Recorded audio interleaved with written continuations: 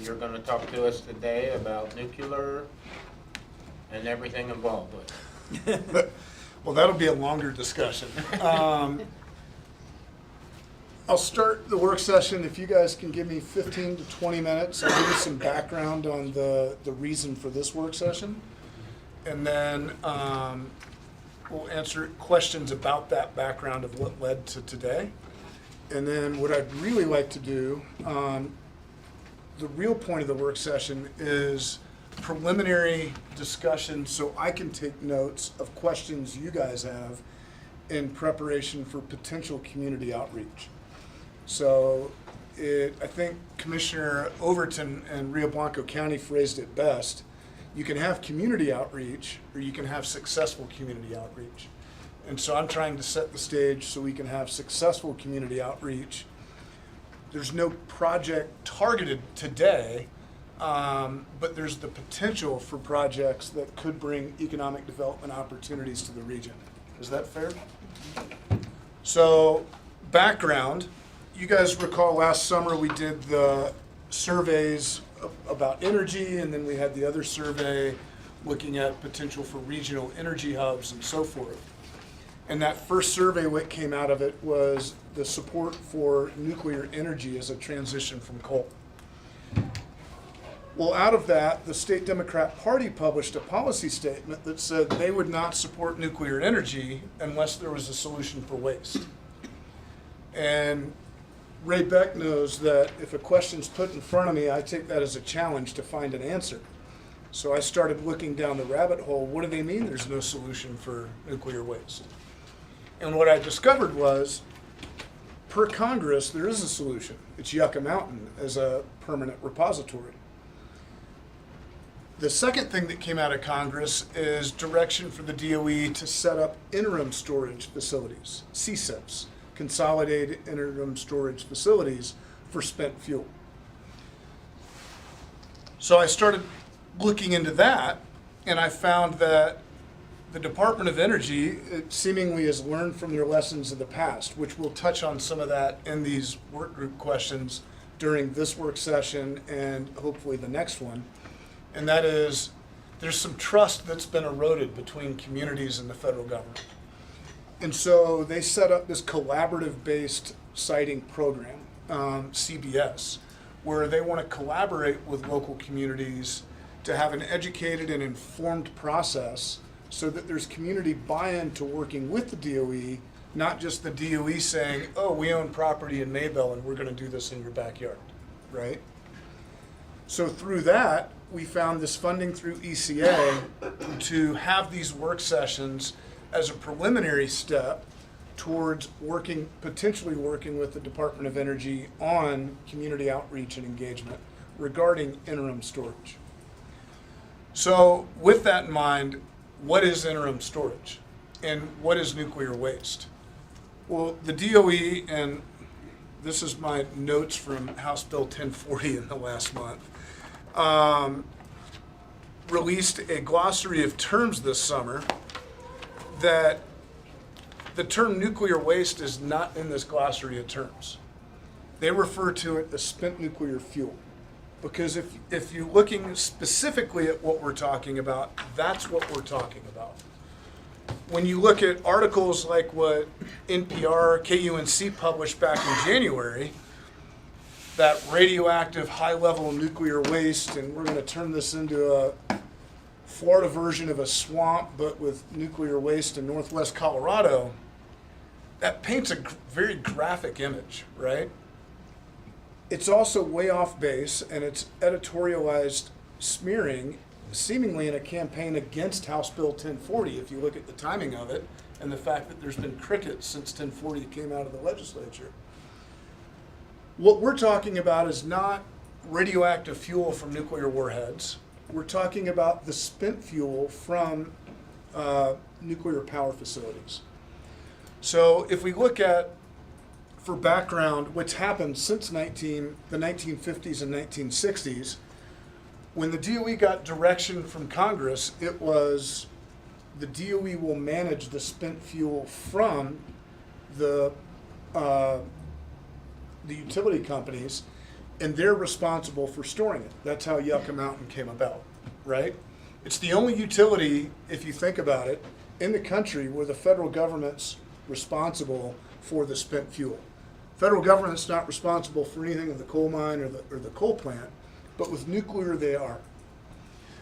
Well, with Yucca Mountain not being active, they've left that spent fuel on site at the utility companies. And what's happened is the utility companies then sued the federal government at the tune of about $2 million a day. That's what we as taxpayers are paying in penalties to the utility companies for that spent fuel to be stored on site.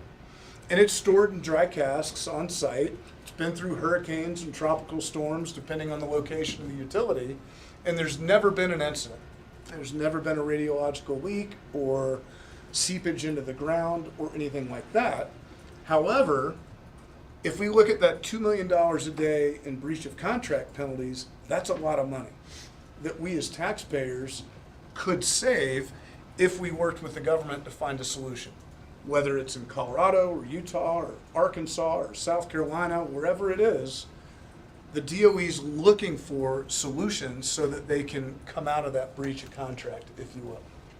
Does that make sense so far? Mm-hmm. So I stumbled on this collaboration-based siting program with the DOE, and I said, well, what does this mean? What are they looking for? And what does an interim storage facility look like? And what are the side potential for other industries that would come about with it? And that's where I saw the potential for an economic development opportunity for Northwest Colorado. There's a new industry that parallels the potential for a coal to nuclear transition, but is separate from a nuclear power plant. It's its own industry, and that is an industrial facility that stores the spent fuel on its way to a permanent repository. Does that make sense? There's no projects in mind, there's no sales pitch here.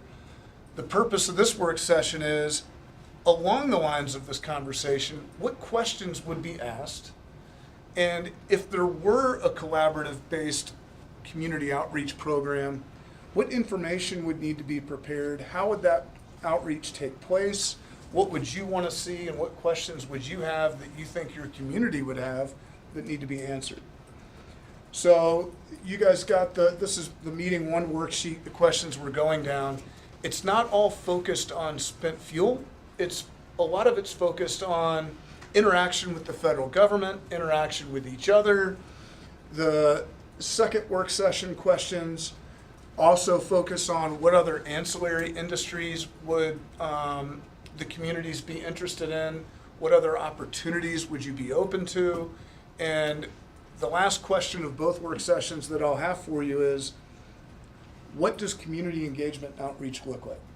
So that's the high and the low, the overview of these work sessions and what I hope to walk away from.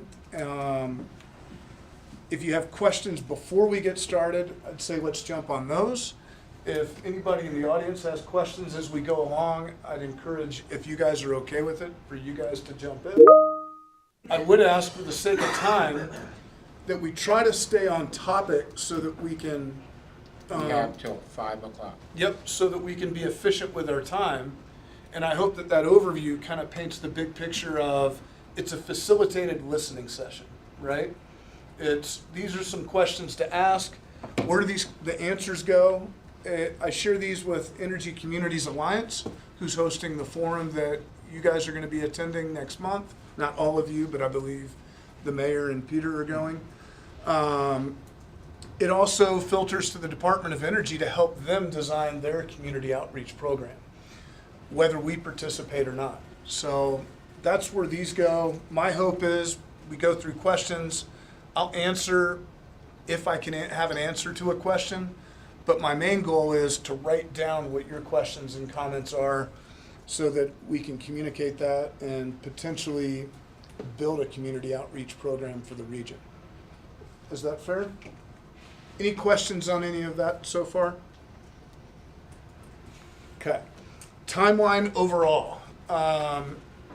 we have this work session and then hopefully at least one more between now and March, maybe next month or whatever you guys are able to accommodate.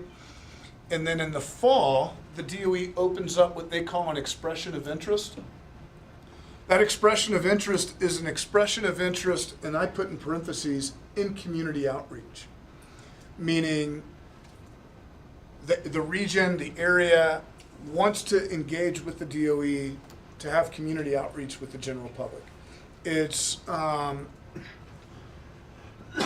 what if I, as a member of public, I would want, right?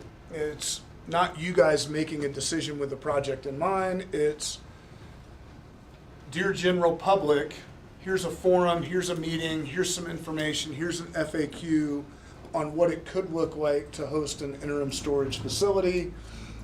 Here's what it would look like working with the DOE. Here's the potential economic benefits. So that application process opens in the fall.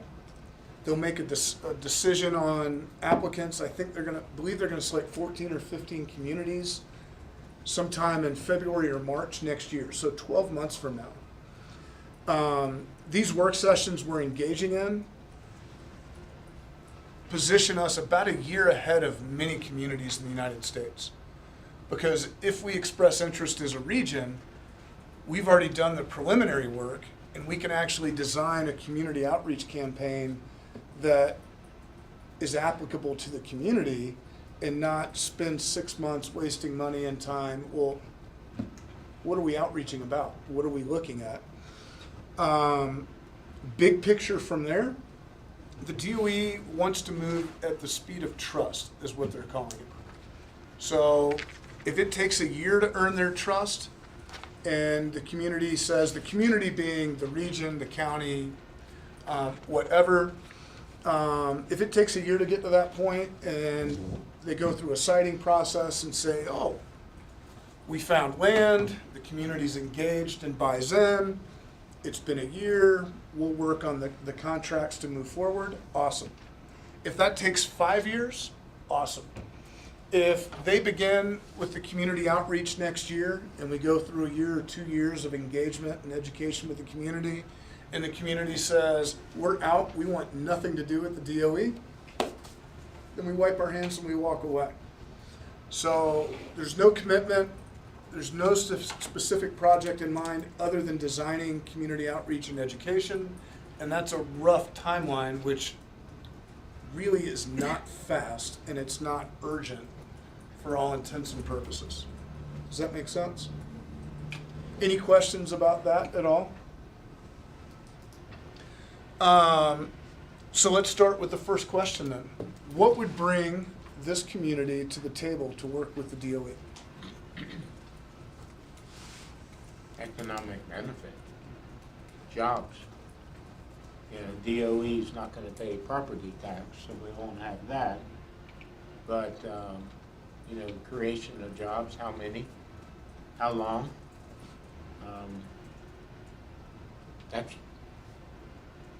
That's kind of what I'm saying. What's the investment? My big question is, why do we need interim storage? Why don't you just ship it once instead of shipping it 3 or 4 times? And why is it politically expedient to do interim just because you can't do long-term? Yeah. Obviously, safety is huge.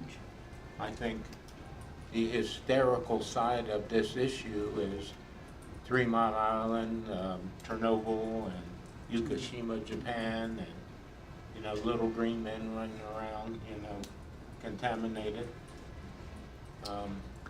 Safety. Well, the community needs to understand where nuclear is today compared to back then. You know, because these little ideas and articles have kind of already arose in the community. Yep. You know, even my mom said, if that happens, I might have to move. You know, so just the education. Yeah. So what would bring you to the table would be the opportunity for education. Exactly. Yeah. Yeah. If you ask me if I support this today, I'm going to tell you, I don't know. I don't know enough about it. Yeah, you have to break down the myths that are associated with nuclear. Right. It's interesting, one of the things that came out of the surveys last year is the generational difference in opinions. Sorry, I'm 50 last year, and my vision went from reading glasses 2 years ago to farsighted glasses to now progressives, but I can't see in between when I'm wearing these. Age sucks. That's it, go around the table, feel free. Millennials and younger have a much better grasp and a more open mind when it comes to all phases of the nuclear energy life cycle than, I'll just say, our collective generations as a broad stroke. So there is that educational need. What else would bring Craig to the table to work with the DOE? Do we have an idea of how many jobs potentially are created by these? And does that look like, to me, is that like a forklift operator unloading? Forklift is Or a is it, security guard. Yeah. To me, it's, yeah. It's level in addition to number. Right. Exactly. I can share my understanding so far as a non-expert, but just what I've learned in the last year. A facility like this would really look like an industrial park. It's a 2 square mile area of land, roughly, with warehouses. Okay. It's above ground, dry cask storage. So it would be forklift operators, construction crews, security, blue collar type work. You would have a safety officer and staff, of course. We'll get to infrastructure in just a bit, but is there 2 square miles of land in the city of Craig? No. But the city of Craig is adjacent to the county and adjacent to BLM land and potential sites, which is why I wanted to include the city of Craig in the conversation, because where would those employees live, right? One of the later questions we'll talk about is your strategic plan. What's the capacity of the city for employment? Some cities want 3,000 jobs, but some cities just want 200 jobs. So that's the point of these, is to really paint that picture. Fair? So economics, jobs, education, perception, addressing safety, those are all things that would bring a community to the table. Anything else? Transportation. Transportation. Transportation? Yeah. What's needed, What's needed? rail line. In and out, and how are they transporting it? 'Cause Or is it if they're just- putting in concrete type warehouses to store it, what are they putting it in to get it from one site to the next? There is a sample train car, I believe it's in Pueblo right now, of how they transport it. And they have first responder and emergency response trainings with that car on what happens if the train tips over or there's an accident. And when I first crossed this, it was when Eagle County was part of the lawsuit on the Unita Railway. I don't know if you guys were part of that or not. No. But I brought that up. I'm like, hey, here's the first thing that's going to come up because it's happening with oil shale right now. And I got laughed at. They said, well, if a train tips over in Glenwood Canyon, a crane's going to pick up the concrete cast, put it on a new train, and they're going to drive away. So that painted a vivid picture for me that I could relate to, because that's where I kayak every day and where I live. But those are the questions that would need to be answered. Rail line, we might need to add infrastructure. What kind of like water inputs? Do they flood these things? Is that what they? It's Nope. dry storage. It's dry storage. Dry Yeah. storage. Interesting. And the water question comes up when you look at a coal to nuclear transition Yeah, for yeah. the power plant. Just as a sidebar, my understanding is these new SMRs use the same or less water than the traditional reactors, unless you go with like a molten salt type reactor, and then it uses much less. Other conversations I've had, something that might bring a city like this to the table, which you touched on first, is economic benefits. Huge economic benefits, right? It's the first community to come to the table of the 15, say in 5 years or 2 years, and says, sign us up. The DOE is considering adding, I would describe it as a new national lab, but a research and technology laboratory. So if you think about that $10 million infrastructure, what does the city gain from a $10 million development project? There's some ancillary benefits to a project like that. Look at the support for the college. So think creatively when we talk about this, and don't hold back. That's, what about enrichment? Enrichment, Yeah. now we're talking. Since you're talking about that sort of thing. that's- Yep, which is a new industry, right? Does everybody know what he's talking about with enrichment? I think what you're talking about is, You're basically recycling the spent Recycling. material, Yeah, fuel. reconcentrating it. so if you look at the nuclear life cycle, right, you've got the front end and the back end of the cycle. The front end is the mining, the enrichment, and then you've got the middle of the process, which is the use, the creation of energy and heat, and then the back end of the cycle is storage.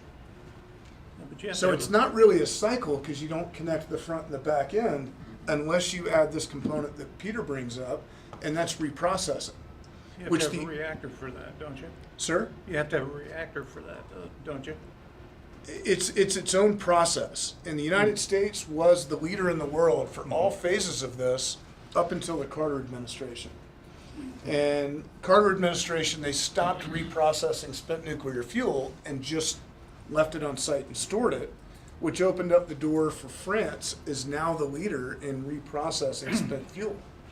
So if you take all the spent fuel in the United States, stack it on a football field, was it 3 meters deep? That's all our spent fuel in the US. If we were to reprocess that fuel, we could recycle 96% of that. So cut that football field down to the 5-yard line, and that's all that would need to go into a long-term repository. And to answer your question, that's where interim storage really comes in handy, because instead of transporting it from here to there, back to there, you transport it to the interim site and you put a reprocessing facility next to it. So why doesn't the United States do that now? Carter did away with it, and then Reagan and Bush opened up the conversations to about reprocessing again. Bush actually attached funding to that, and then Obama let it go. So economically, we've fallen way behind other countries in the world, and we've missed out on this whole new industry. And to restart that would be really expensive, but the interest is generating where you get in that supply-demand curve. You also look at molten salt reactors. So instead of reprocessing it into uranium and plutonium and back into the hexafluoride and the fuel pellets, you can repurpose it now into fluoride, which is what goes into those molten salt reactors. So there's new opportunities for that cycle to happen, and it's a new industry that's worth looking into. So why would you work with the DOE on interim storage? To open up a doorway to possibly recycling and So Right. drill down on that research facility, recap that a little more, because I think that would make this whole process a whole lot more palatable Right. Yep. for the community. Yep. Because the storage facility, I don't know. Yep. This is everything what the community believes after the article. You're gonna build the buildings, you have a couple years of construction, and then you have 10 security guards. No, it would be full-time, my understanding, a couple of hundred jobs year-round Okay. after construction. Just for the storage facility? Just for the storage facility Yeah. or with the Just reprocessing in the just for the lab? storage facility. Reprocessing is a brand-new thing. Right. But it's a side, and it's a new opportunity potentially. Representative Valdez, his big turn on to nuclear energy is the idea of recycling and reprocessing the spent fuel. And he really wants, from what I understand, wants to charge ahead and push to get this segment up and running in the United States, hopefully in Colorado, because that helps our economics. Is the spent fuel considered low-level radioactive material?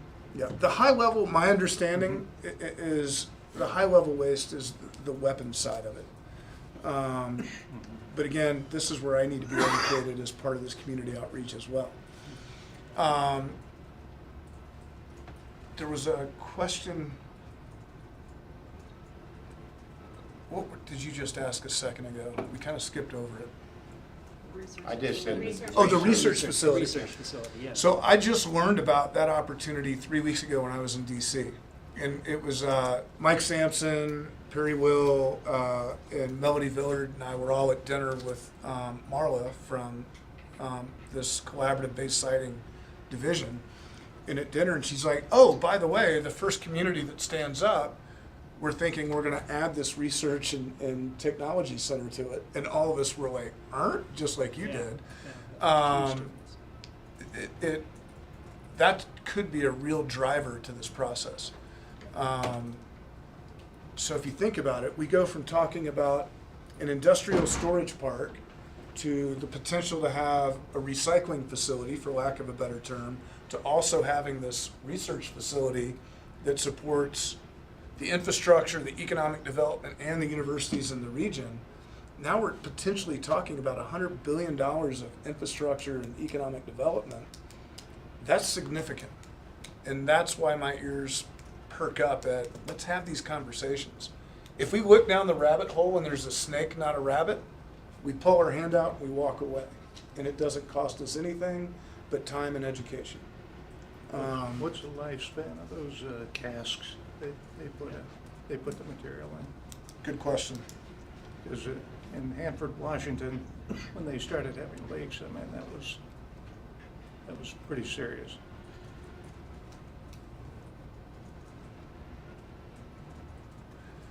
So we've kind of covered what would bring us to the table, and we've touched on how could the community could benefit from hosting a facility.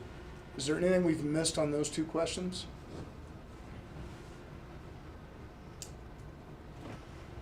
I just have a question, just because I don't understand how this all works. But Absolutely. if we're looking at nuclear energy and it's more efficient and effective than probably wind and or solar, I'm guessing, maybe? So then my question becomes, we have all these wind, all these wind generators, and at the end of the life, I mean, those are ending up in landfills and they're just basically gonna be there forever. I mean, this sounds like, especially if we could do the reprocessing, this sounds like a much more efficient, I mean, you can get your waste down to, a pretty minimal amount. So, I mean, it seems like, why wouldn't they be considering this more seriously over like wind generation, just simply for the fact of, the recycling and, not having to just basically, those have to be torn down and they just sit in landfills. So, I mean, is that? Ray calls it all of the above when he talks about energy. I take it a step further, and I like to look at it as, let's have an all of the above approach, but let's really find a best of the above solution. I think we did that op-ed, 2 years ago up here in the paper, Ray? And if you look at that best of the above solution, I then go another step forward and I look at what Idaho National Lab calls an integrated energy system.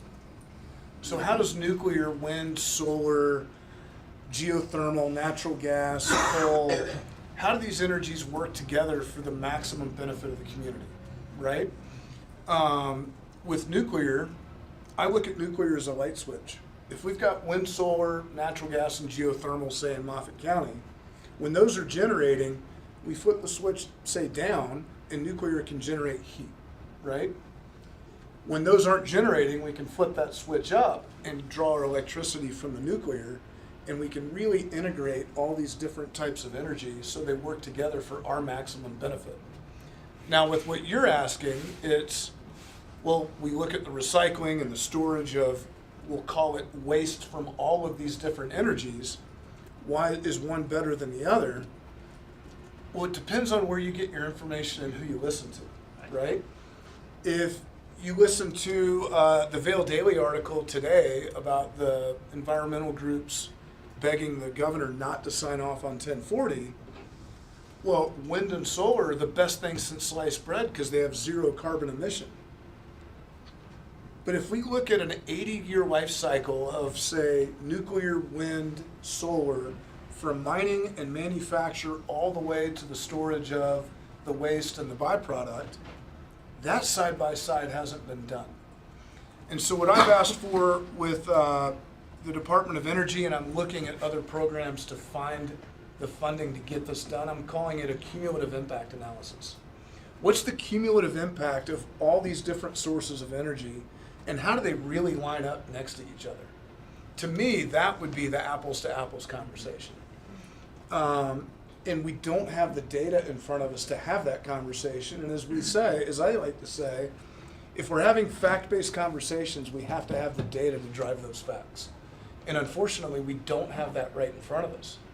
Because what are the carbon emissions of a diesel ship coming across the ocean with the rare earth minerals that were mined to make the windmills or to make the solar panels? And how does that compare to the concrete involved in a nuclear power plant? We don't have that side by side, so we can't answer that question today. Is that fair?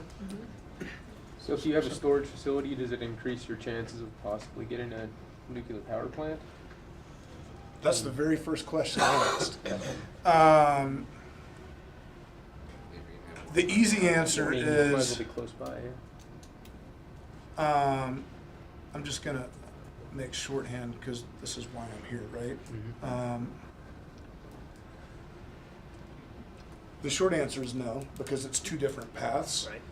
But the ask is, if the DOE's asking us, what do we want in exchange for hosting an interim storage facility? My answer is, we want you to help us fast track the NRC, right? And cut through the regulations that take 20 years. Yep. Bump us to the front of the line. If there's 5 other communities in front of us, we want first approval instead of last. That's, to me, a fair ask to consider, right? So Good one. here's the big question. Why would we not want to say, yes, sign this up for community outreach? Probably only if the community Let's was cut to the super chase. against it. Yeah, no, I'm serious. What Yeah. are the pros and cons of going, asking for community outreach? To find out, yeah. Yep.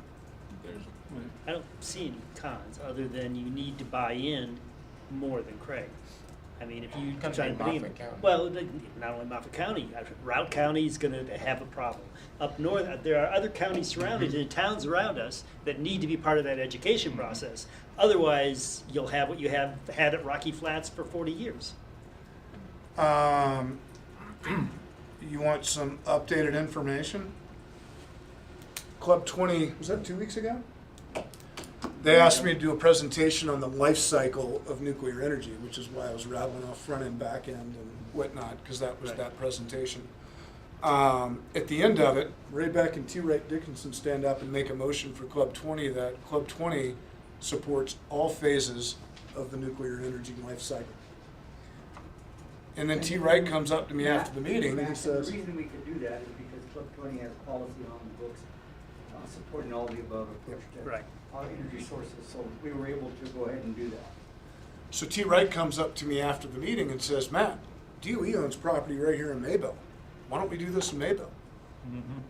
And I said, well, I'll add that to my, these are my notes on this topic, by the way. I'll add that to my list of notes and questions, and if you think about it, and this, we're kind of getting ahead of ourselves a little bit, but the DOE owns land in Maybell that's surrounded by BLM land. Depending on where you are in northwest Colorado, 50 to 70% of the land is BLM land. So the first thing the DOE needs to do is work on an IGA, right? An intergovernmental agreement between them and the BLM to have access to land to do this. So What kind of soil conditions are appropriate for a facility like that? When they put the website in New Mexico, yeah, they built it in salt caverns. Yep. And they expected those salt caverns to collapse on the spent nuclear fuel, Yep. which is a good way to store nuclear fuel is in salt. Yep. It keeps it from migrating. So what is the lithology that you're thinking about? in well, this terms is of- above ground storage. Right, that's what I'm talking about. Well, And Lead that, leakage. questions like that are part of, so the community outreach component really has 2 phases. On the front end, it's the community education, impact. We'll get on this in the next work session, but I envision it, picture your political campaign to get elected as mayor, but take politics out of it and make it an educational campaign. How do you get maximum outreach and maximum engagement? And in the next work session, I'll end it with asking you what's your input on how to do that, right? The other part of it is the siting process that the DOE will conduct. They'll look at the plots of land, they'll go through their metrics for what makes a good site, a bad site, do the geology, the land needs Yeah. that they EPA require. plans, everything Does, involved, does all Well, of the that big matter? thing's groundwater. Groundwater. If there's an incident, Are there endangered species automatically off the list? Right. yeah. My understanding is because it's above ground, it's a county commissioner land use initially permitting process. If it were below ground, then it goes to the state's review process. The state still has to be involved because of transportation and everything else. But to answer that question, that's going to be part of that educational outreach and part of our education from DOE. And it's stored as a solid, correct? Yes, sir. How do they transfer it from a car? Does it just stay in the concrete block from the car to the storage? Or how does that process happen?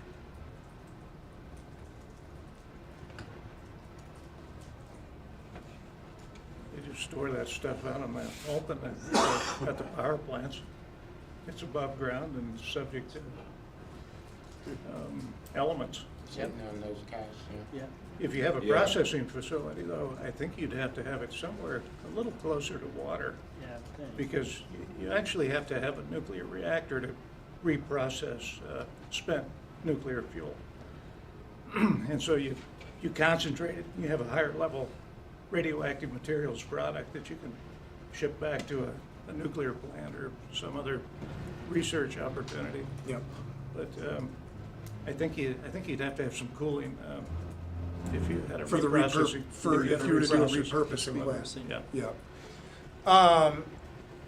I think because we started this first work session after everything else had gotten started, I think we know some of the answers to this next question, but what are the risks that start with introducing the potential for hosting a storage facility idea in the community? Political or real? Yeah. Yeah. That's the education piece again. The question The is, what are the, education. what are the risks? There's political risks, Yeah. right? What else? I don't see if there's really a risk to educating the public. But even with educating the public, how are you gonna stop Well, the things with the- wild horses where you have protesters coming all the time? Right. So there's a risk Protesting of, where you're at. a risk of misinformation? Right, Okay. so you educate the community, that doesn't mean that the rest of the United States is gonna be educated and not want to come and attack, protest, do whatever they wanna do against what you're doing. Yep. Well, and I think. Well, and you how need- much influence would that have on the DOE making their decision on if, say, if us as a community in a county or region decide that we want to move forward with this, how much does that outside noise influence their final decision? Because That's my the view question is I that's the want. reason why Yucca Mountain got stopped, is because outside influence and political decisions. Because even neighboring counties could, Yep. like you said, throw a fit, but if we're deciding our fate, But again, legally, police force, other type things. I mean, I lived outside of Rocky Flats for 15 years and watched continuous protests, continuous police presence, continuous costs because people were pissed that Rocky Flats was there. And I think that's part of why they want to take this new approach, right? Is they've learned from the past, and it's let's have community buy-in, engagement, and education, and not just we've experienced it in Colorado with the governor telling us this is what you're going to do with your community, right? It's that top-down approach. And what I prefer is that bottom-up approach, right? It's the governor says he's going to do a feasibility study on the transition from Cole and Craig. Ray and I said, nope, let's do community surveys and make sure the community's engaged in this, so it's a ground-up approach. And what's happened? The state's feasibility study still hasn't happened.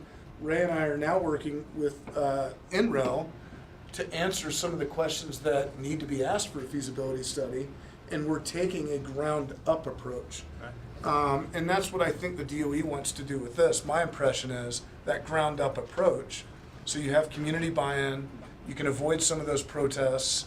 And the other thing that I see coming out of this is, what happens in 10 years when, well, you know, except maybe Chris, none of the rest of you are on town council. If I'm alive in 10 years. How do you transition that information from you guys to the next town council? When I was on Eagles Council, we had a change of council every 2 years, whether it was because people moved or we had 3 council members die 1 year, 2 council members die 1 year. And that's a lot of change that disrupts the flow of the strategic planning and the passing of knowledge and information. So, you know, how do you address that, right? What does support look like to the Fed? In what way? So what does the community have to say and do? We go through the outreach. Do we vote? Is it a ballot issue? What are they looking for to gauge community support? Good question. How do they gauge? Because you're not going to get 100% people raising their hand and saying, yeah. But what does that look like? You'd have to collect some data on that piece. Yeah. Open, transparent. And I think that's going to be up to you guys and the county commissioners, right? Did It's, Michelle check in? Or? Yeah, she's online. Okay, she's online. Good. are there questions from online? No, we just have another council member that's not here, so. She's online. You want to ask her if she has questions? I don't have any questions right now, Chris. Sorry, I've been driving between Steamboat and Craig, so I'm officially joined now, but no questions at the moment. Hi, Michelle. Hello.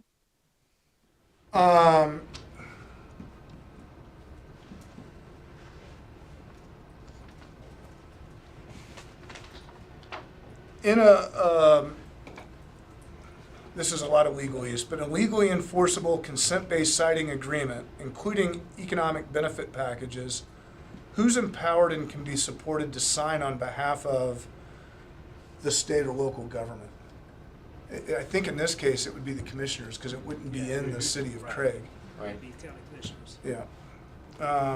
Is this a private facility or is it For interim storage, it would be a federal facility. it's a federal NRC? No, DOE. DOE. For now, it's DOE. There's other ideas and conversation, but that's a whole other story. Federal facility, federal employees. Or do they contract Or with they- private? That's a good question. I'll ask. We'll find out.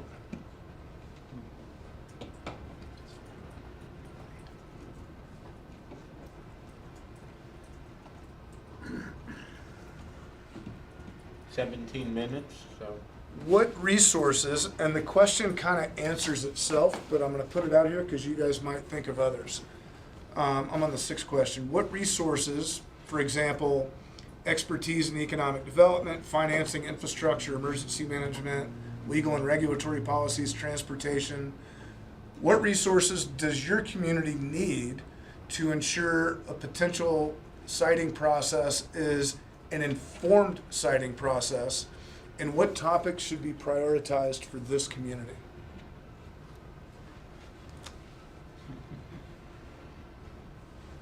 So what resources would you need or want to have addressed for it to be informed?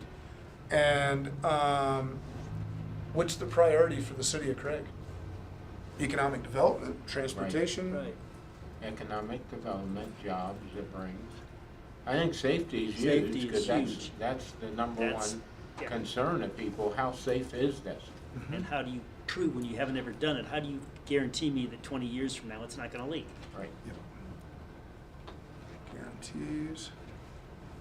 And you say it's an interim storage. How What long is- is that? Yeah, What I does was gonna say, interim how long mean? is- What's the Yeah. duration Yep. of that Yeah. stuff sitting here? And does interim mean 10 years and then you take that out and you put more back in it? Or Right. is it whole new stuff, or what is it? Storage cycle.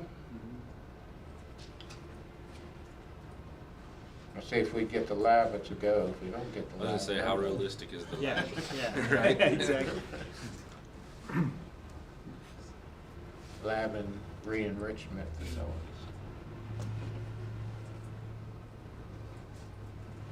What else do we want on that? Infrastructure, how are the roads up here? Depends on where you're That'd going. be something, and it depends on how heavy. Well, it all you depends. need. What is it? Would you need? infrastructure improvement be a priority to You're asking engage with the for feds? Highway I 40, think that would be part of definitely. it, yeah. But, what, do you need rail to the site? My understanding is yes, and they pay for that extension. That's my understanding, but that's an infrastructure need that would have to be discussed, right? Right. Rail 'Cause- extension, Because you have infrastructure you need on the site, but if they're going rail in and rail out, yep. you really don't care about the roads and infrastructure around, outside the site. Do you? Well, Do you want them to Employees. improve the roads, or do you Well, want to? no, but I mean, yeah. No, But, they If the DOE is paying for it, yeah. sure, Energy impact. Like I said at the very beginning, no holds barred. This is a work session to put our wish list on paper, right? Doesn't mean any of this is a guarantee, but it means these are discussion points as we engage with the feds through an education process or through a negotiation, right? It's a starting point for what are we curious about? Yes, sir. Would the presence of nuclear material on the rail line potentially disrupt passenger rail on the same line? I don't see how, but I'll add it to the list, absolutely.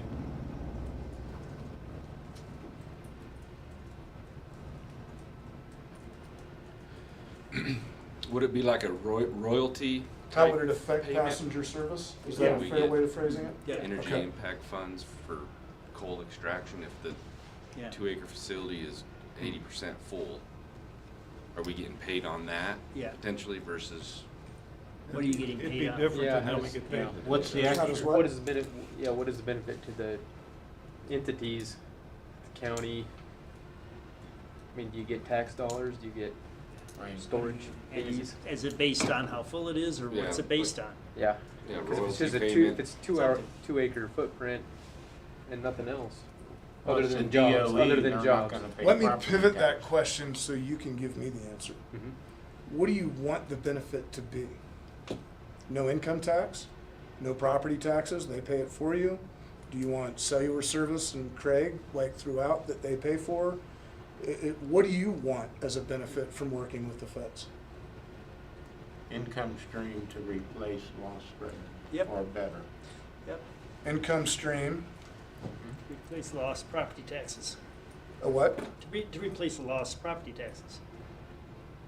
Think big. What else? What's on your Take a wish rec, we'll list? take a rec center. Yeah, we will. Now we're talking. I knew that was coming in there someplace.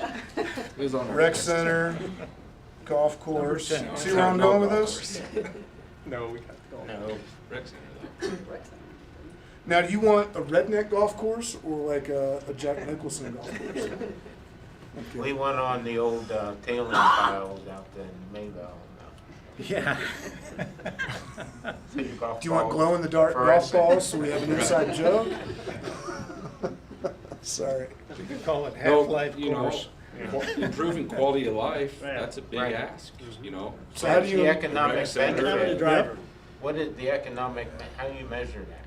And how will this improve the economic Picture and picture of Picture Craig? of Craig. I pivot that to you. How do you measure it, and what do you want out of this to show measurable Good improvements? paying jobs, Right? okay? When we say good paying jobs, is good or better than power plant and coal miners, Uh-huh. okay? A revenue stream Revenue stream meaning, To the city, to the county and the county city. and the city, See, I say the county and city are better right. if they have good revenue stream, determining what, if we need a rec center or a new golf course or Because whatever. you have the money to do it Yeah, without having to tax. without adding Yeah, tax. we want to do We've it. done that in the past. We've had that in the past when we didn't do those things.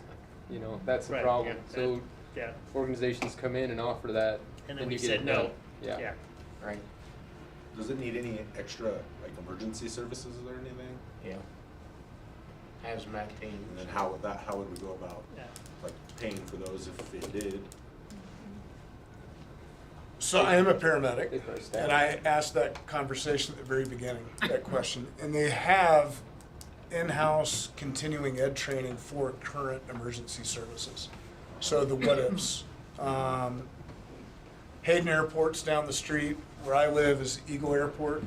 We do a roundtable exercise when I worked on the ambulance every year with the airport of a mass casualty incident, right? It's, what if a plane crashes?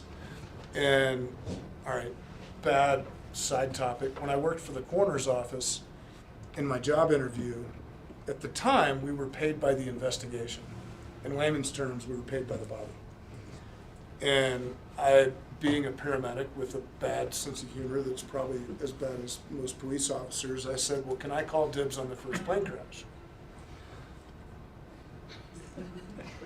You guys tracking? Yeah. Yeah. Ha ha, moving on, 6 months later, I was on call when we had a plane crash. And the coroner at the time said, Matt, you're not allowed to ever make a hypothetical question again. But they have the training resources to train the paramedics, the firefighters, and the police on the what if for safety incidences, for hazmat things, and so forth. So you wouldn't necessarily need additional personnel. But what I would note on this is that a requirement to engage with the feds is that they do conduct regular safety trainings. Is that fair? Well, safety Alright. training and equipment. And equipment to maintain it. To respond to any emergency that may arise. Now, we're talking now in the county, you're talking a couple different fire jurisdictions. And, you know, so. Yep. So can we talk to other communities that have already done internal? No one's Or done is there, it. nobody's done this? No one's I done thought It's- you said there was 30. No, What it's I been read here. stored at utility sites. At utility sites. In communities now. And it's been such a big deal, and they've had so many incidences with this, that one community a few months ago in Florida had no idea that there was spent fuel stored on site in their community. You see the tongue-in-cheek there? That community's been through hurricanes and tropical storms every year without incident. It's interesting. I sent Ray, he asked me for some information last night. And one of the FAQ points is, since the 1950s, when we started using nuclear energy, there's been a spent fuel or nuclear transport across the country once a week, every week, for all the decades since. So it's that 4,000 transports, give or take. 0 radiological incidences. I was asked when I was doing military contract work 15 or so years ago to consider working for the DOE as a member of one of these transport teams, because one, I had an FFL and was trained in security, and two, I was a paramedic and they wanted a medic on their team.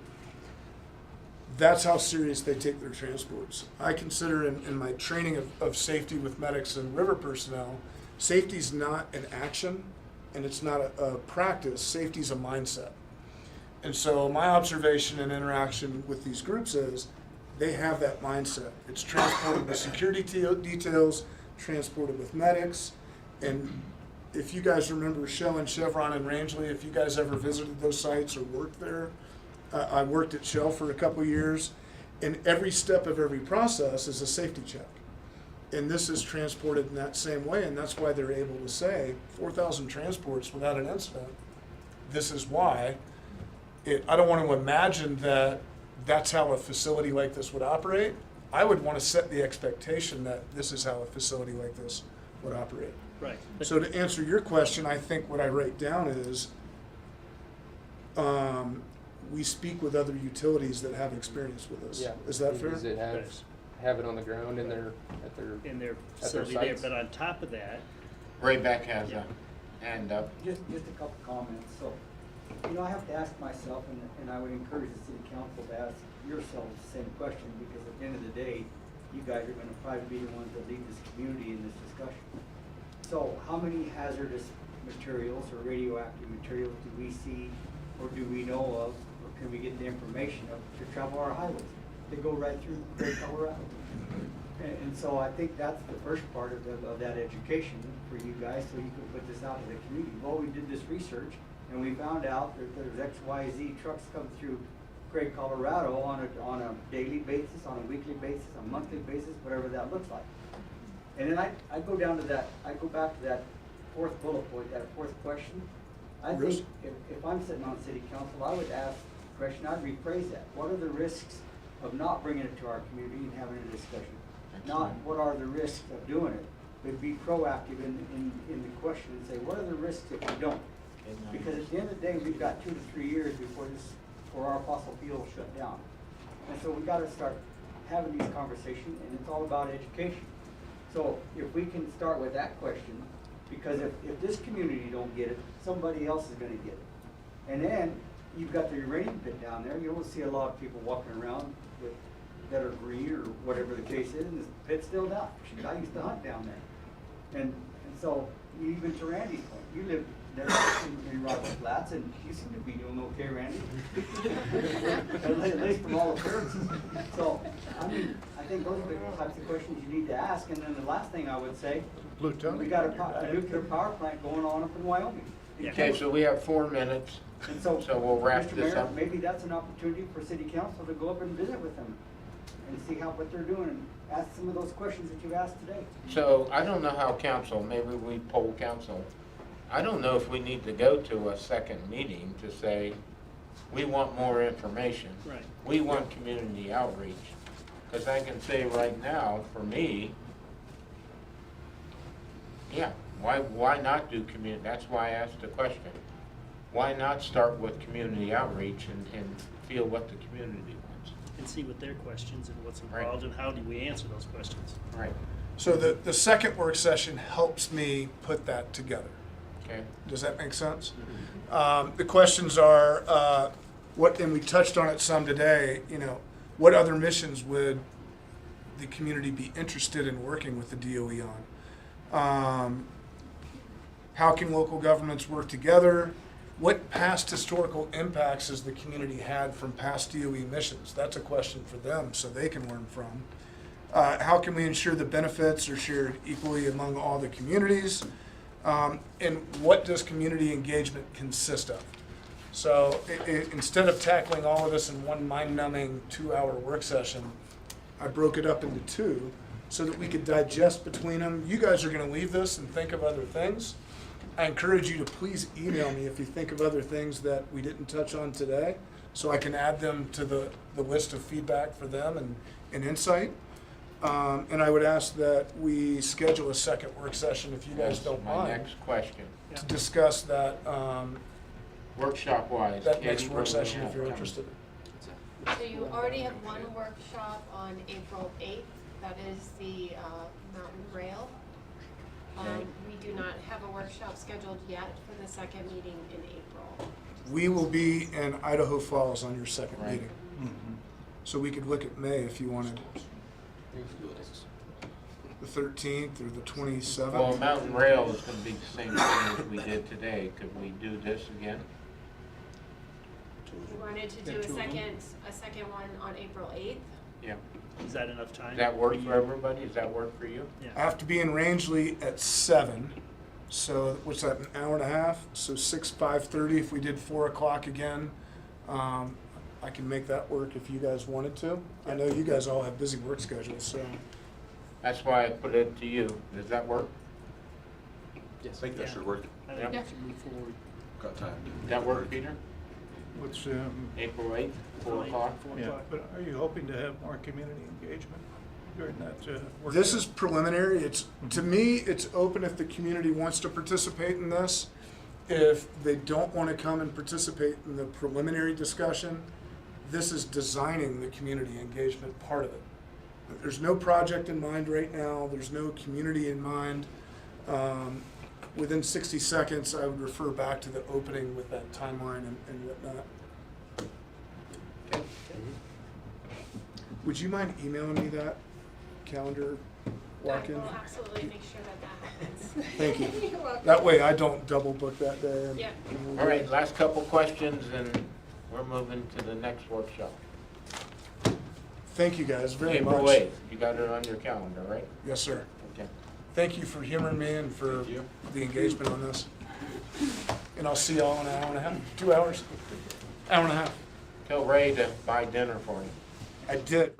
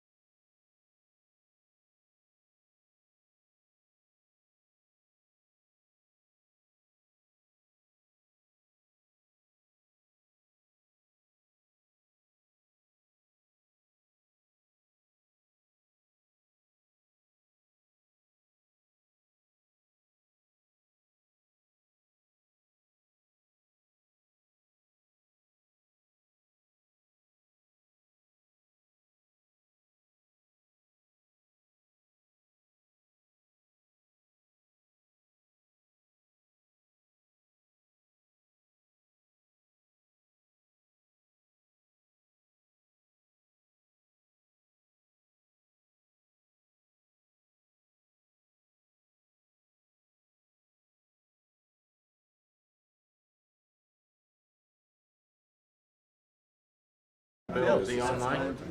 Should be here, he was at the commissioners meeting. Is there anybody online other than Michelle? Michelle will be hopping on and. Okay. I thought there was More storms we have. So we have to get in there through, It just doesn't make sense to.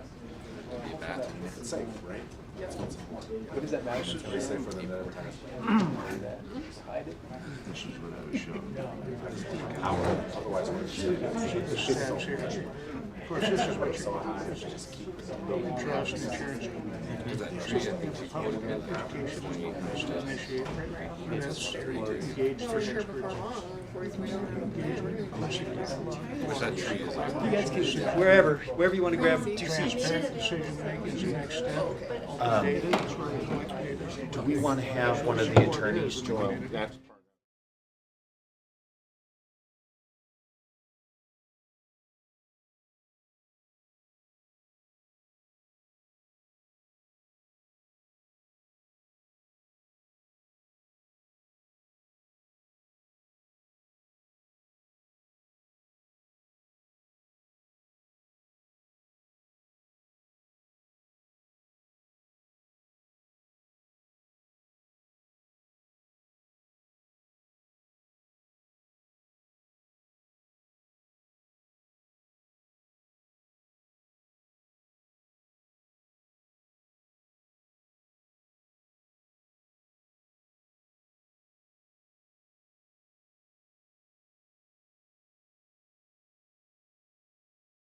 As soon as you guys are ready, we'll go ahead and kick off the workshop for. For everyone who doesn't know, Michael Messina is, Messina is part of Steamboat City Council, and Phil Ray is our consultant that we've hired as part of our TA. Welcome, gentlemen, Thank you. and let's go ahead and. I'm sorry, I'm getting a Zoom link to send to one of the attorneys on the RTA in case there's any legal questions. So sorry, it's not, I'm not paying attention. Michael can take off from there. I could wing it. Yeah, no. I'm glad to be here for you guys. Having this discussion, there's a lot going on in Steamboat, we had our hearing last Tuesday and got a lot of answers to the questions that they had. And that's really what we want to do today, is make sure that we're at the beginning process. And when we were in Yampa last week, sometimes they felt they weren't part of the process ahead of time. But the truth of the matter is we're all at the same level. We had the Fair and Peers report that you guys remember us talking about last March. It's probably the last time I was up here. And from that, we've worked on this formulation committee, and just really excited to bring this to fruition. And Randy's been in every step of the way. He's been a fantastic part of it, so thank you. And then, Bill, you got us connected almost? There it is. Well, there's our presentation. Did you send the just sent Zoom it to link? you. Okay. So you have to ad lib for. I'll keep Well, I ad-libbing can keep minutes. ad-libbing. One of the things that I Yeah. wanted to get across, because it came across in both the other council meetings that I attended, is, as Michael says, this is the beginning of the process. This public meeting and the one a month from now are what's required by CDOT. Doesn't mean the IGA isn't gonna change continually. So just because we passed the resolution on the IGA you see in front of you, that's not gonna be the final IGA that goes on and that we end up with. And so that's one of the biggest things I want to get across, is that it'll be a continuous process. Public will have continual input. It'll change continually, as it has changed since we first started looking at it. Yeah, we've got the framework, and Bill has been our consultant in this, and you'll see that it's really derived from Eagle Valley Transportation Authority, so it's pretty positive there. But what you're going to find is, like our council, like Yampa and even Hayden, it's just the process that we have to do by state statute. We know that come August, when we're starting to decide what is the language of the ballot that's going to go to your voters, maybe a little different than what Steamboat voters are. But the IGA will be the same. But we have up until August to change it, to make some additions, to make some added things, and we'll talk about that later on today and as the process goes through. So just realize that and Bill's really good. We have some great consultants and our lawyers to really guide us in that. Is that it is a little bit backwards that we talked about with the county commissioners today. That we have to have a resolution to this kind of IGA, which is still not perfect until August, right? But that's exactly where it is. And so I'm comfortable with it from the city of Steamboat's perspective to move forward, but this is what's required for us to move forward with forming the RTA. It buys us time with CDOT. They get 180 days or 90 days. 90 days. 90 days to check it. So Bill's going to go through this thing, and I think you've read through a lot of it. But now's the time to ask questions, because we got the guys that help write this. Go ahead. Are you ready? Thanks, Michael. Yes, I am ready. Well, good afternoon, council members. Thanks for having me and Michael here to walk through this RTA process, answer your questions, and then during your council meeting have the public hearing part that's required by statute. Do you want me to go through the PowerPoint now? Because we got to go through it again That's my during council. My point was, I'd rather have you guys ask what concerns, questions, anything you have, and then have them do the PowerPoint at council, At the hearing. at the hearing. Because the that's what it needs to PowerPoint do. really isn't gonna. It's really for the it's pretty public big. and Yeah, to it's not for us satisfy as much. the So- public hearing process. But not to shortchange the whole Right. questions. Just I mean, this explain is the a work process. session, Yeah, which we explain- didn't have, and I love this that you guys are having this as a work session. It's a lot more informal, but it's the time for us to Yeah. kind of talk and ask him the So, questions yeah, that you need. Yeah. Can you give an overview without Yep, doing I slides? just did it for the Moffett County Commissioners about an hour ago without a PowerPoint, so I'll do it for you all, and then we can jump into questions. So RTAs, Regional Transportation Authorities, allow two or more local governments to come together to try and work together to solve transportation issues. It's very statutorily defined. There's a lot of steps in this process where this meeting tonight, this public hearing at council is one of those steps that we have to make. But RTAs allow counties, towns, cities, special districts, metro districts, other local governments to come together and try and address their transportation issues collaboratively. An important part of this is we know that CDOT values these. They value regional cooperation and working together. The federal government values it too, though there's some changes happening at the federal government level, then we're not sure where that'll put us. But typically, when you set up an RTA and agree to collaborate on a regional level, it really does sometimes open the door for grant funding and other ways to bring money into the community to address the transportation issues. RTAs can deal with all kinds of transportation projects, roadway improvements, supporting an airport, trails, transit, local and regional buses, just there's a whole list of things an RTA can do. Basically, anything CDOT can do, an RTA can do on a regional level. The RTAs are, once they're formed, they are in a separate local government entity. They are their own jurisdiction that will have their own board governing it.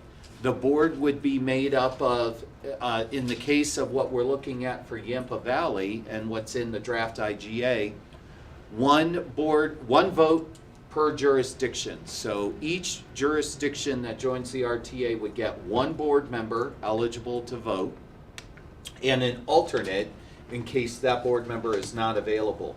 That board member must be an elected official, must be appointed by the council or the body that is the member jurisdiction. So you all, if Craig joined the RTA, you all would pick one director and an alternate to represent Craig on that board.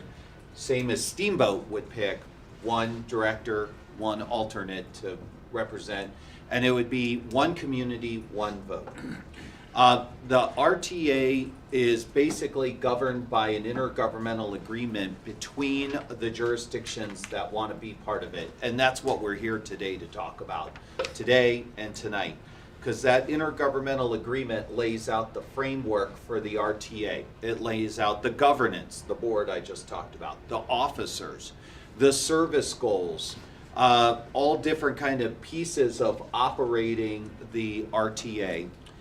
Importantly, that IGA eventually goes to voters to approve. We can't make this happen in this room, though we can do a lot of it. But it eventually has to go to voters at a ballot, at a November ballot. So it has to be approved. It has to be approved in each jurisdiction. So Steamboat will get a ballot question, Craig will get a ballot question, unincorporated Routt County residents would get a ballot question germane to their local government. So your voters would vote Craig in, or if they say no, they would vote Craig out. That ballot question basically seeks approval for the city to formally enter into the IGA, creating the RTA.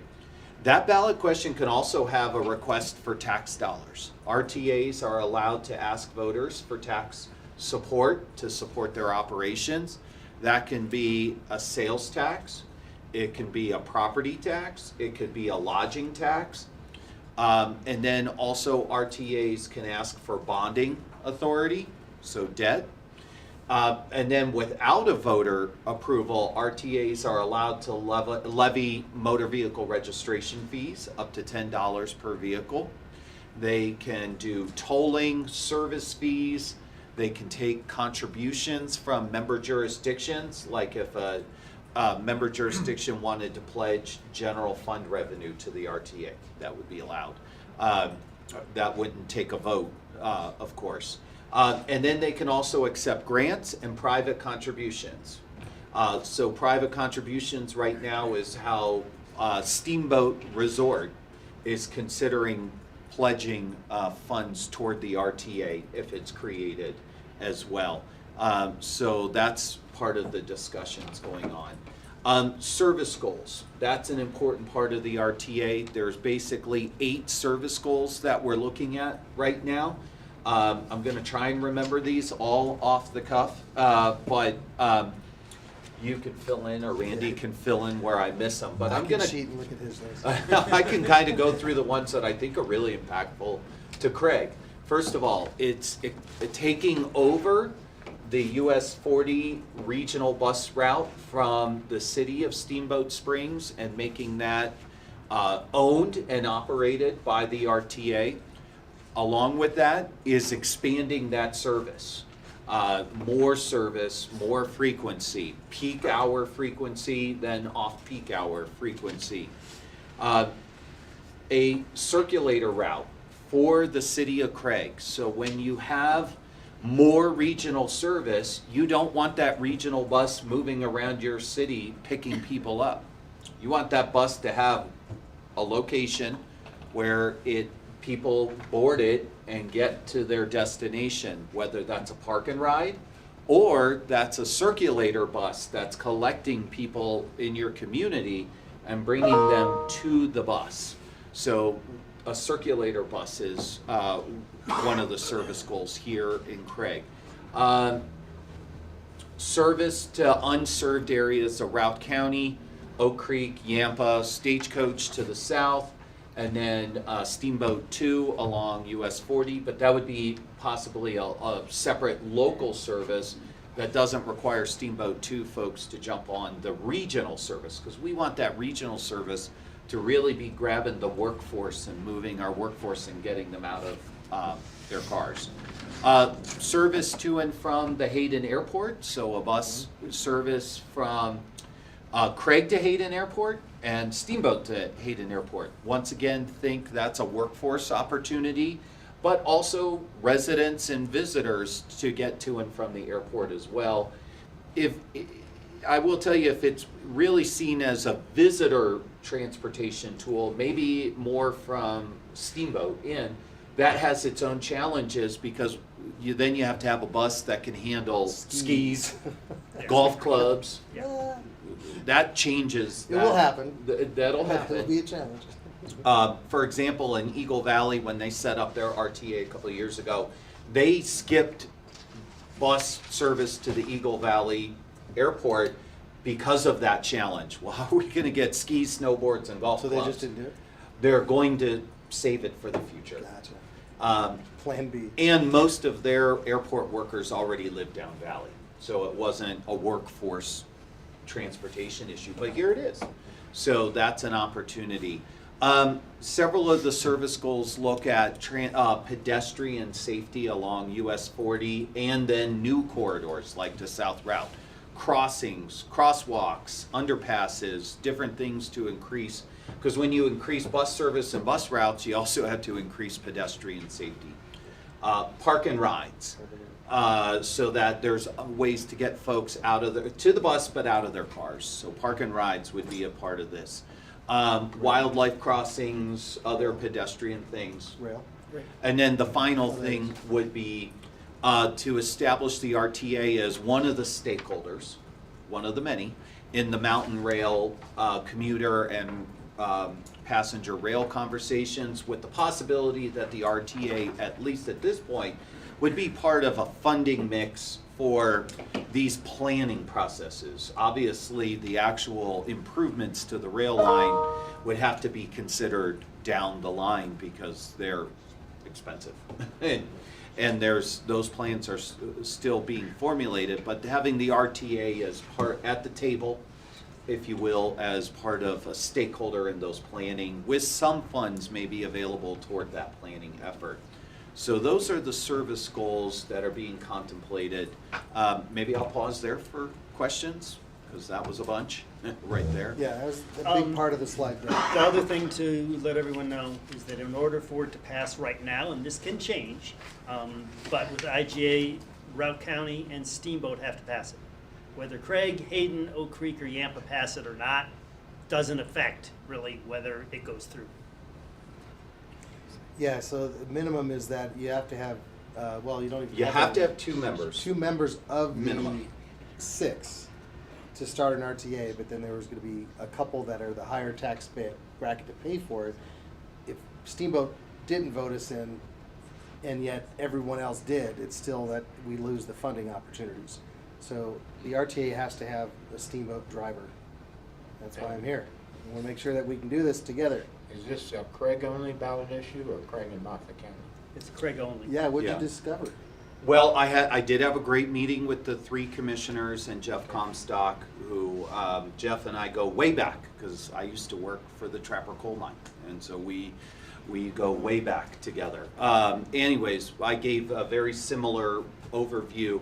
The Moffett County Commissioners don't want in, but they absolutely support this, and they expressed that they thought this was great for Craig.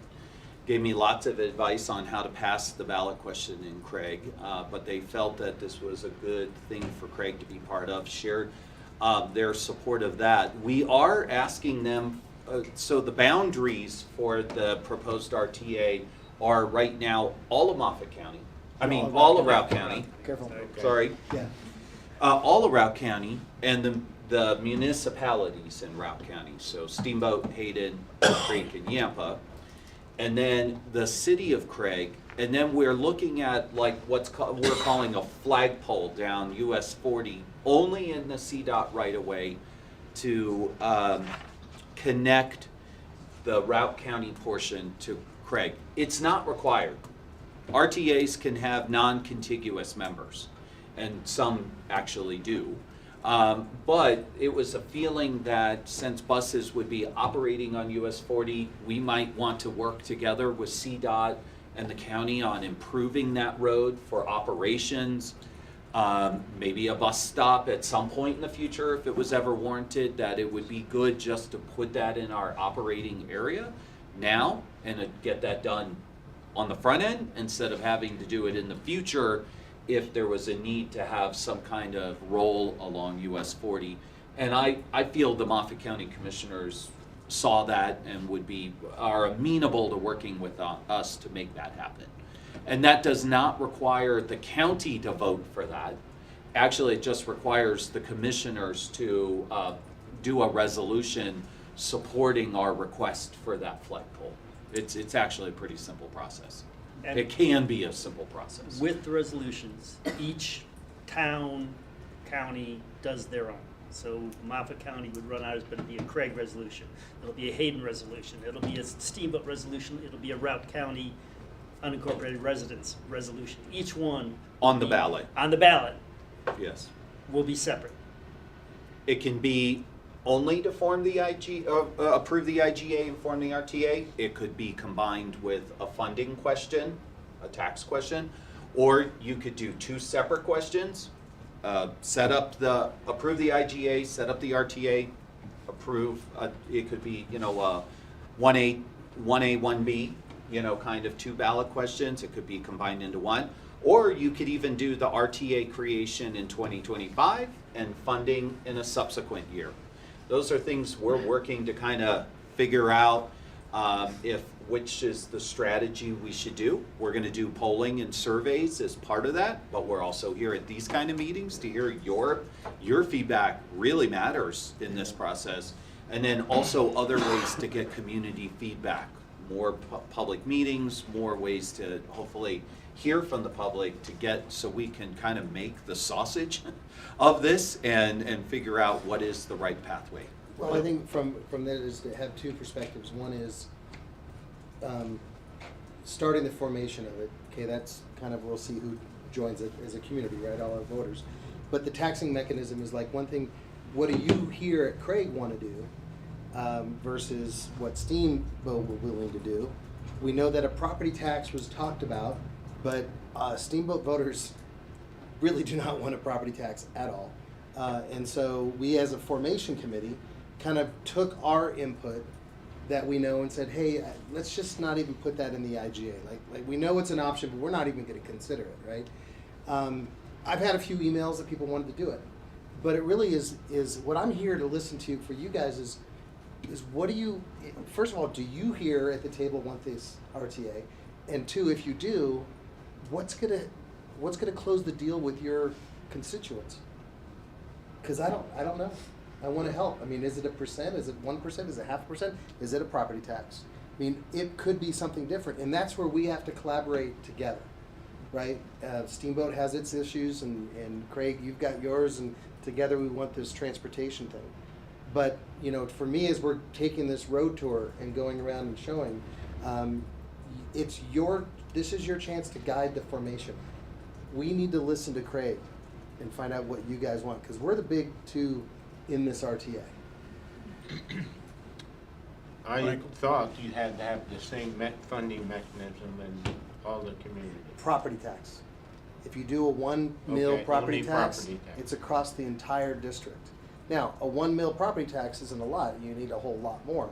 Sales tax, we can do a half cent. You know, the examples that Fair and Pierce has was a 0.5 or 0.05% sales tax and a 1% sales tax. Yeah, so you can do a single sales tax over the whole jurisdiction. You can do whatever, but that means that sales tax applied in each community. That's what Eagle Valley did. They did a half-penny sales tax. It is collected across the whole RTA. RAFTA, in the Roaring Fork Valley, when they did their sales tax, long time ago, RAFTA is much older, each jurisdiction had kind of a reason to do a different rate. So they had to do, each jurisdiction approved their sales tax and then pledged it to RAFTA. So, so if you want a blended sales tax, then you'd have to do it across individual communities and then pledge it to the RTA. If you want a uniform sales tax, like a half-cent sales tax, then you vote that in and then it's applied equally. There's just different ways to do it. Property tax does need to be uniform across the district. And that's, what would sell Craig? Well, I think a question to ask is, what happens to the SST if Craig fails a vote? Correct. And Steamboat Springs and Route pass the We're- RTA? I think what you're gonna find is that regardless, the city of Steamboat's committed to this regional transportation coming through here. Mhm. We need it, right? We know that it's used extensively. And so the current plan that we have is that you guys are funding $50,000 or something a year, and then we get to use the land, and there's kind of a agreement with how we're doing it, and you're getting one little route of that circulator coming through. That, I think, is valuable. The one thing that happens, and I think we have talked a little bit about this, is that Gibson chose not to be part of the RTA. In Eagle Valley. In Eagle Valley. And so, it doesn't preclude them getting served, right? So what can happen is the RTA, let's say you're not got a seat at the table. You don't get to make a decision. But you come to the RTA as Craig City Council and say, listen, we would like you to run a little circulator route. And we would like to have 8 more round trips coming through town from Steamboat. How much would that cost? Okay, great. It's gonna cost that much. Then we'll pledge that much for the service, right? So you can still get RTA service without actually being part of the RTA. Now, with that, Gibson has been doing that, and what are you doing tomorrow? Well, no, tomorrow I'm going to Gypsum because they want to try and do another vote to get into the RTA. But the closer example to what you were saying is RAFTA, where Garfield County never entered RAFTA. Now it's kind of too expensive for them to enter RAFTA because they'd be expected to do a lot of catch up on all the investments that have been made. But Garfield County pays annually out of their general fund to have RAFTA run service all the way down to Parachute and Rifle, because that's where the workforce is living that kind of serves the Roaring Fork Valley. So Garfield County makes an annual appropriation for that service. They don't get a seat on the board for that. So they're paying the same amount they would pay if they were collecting the tax, but they don't get a seat on the board. And let's say there's an economic downturn and Garfield County said, we don't have general fund money to support our share of that bus. Well, then RAFTA doesn't have to run that bus anymore, right? Because that's a fee for service kind of situation. So Which I thought was a nice safety net, that if a community doesn't vote in, like Hayden, they could still want a circulator route, then they can buy that circulator route through the RTA. So that, it's pretty new. So explain that again, sorry, if we vote for if the community votes for the IGA, if you, for example, you have your question 1A and 1B. 1A passes, 1B does not, we do not get a seat at the table. No. That's, Funding. it depends. The first one is the formation of It the is the RTA. IGA, yeah. You're in. We're in. You're in.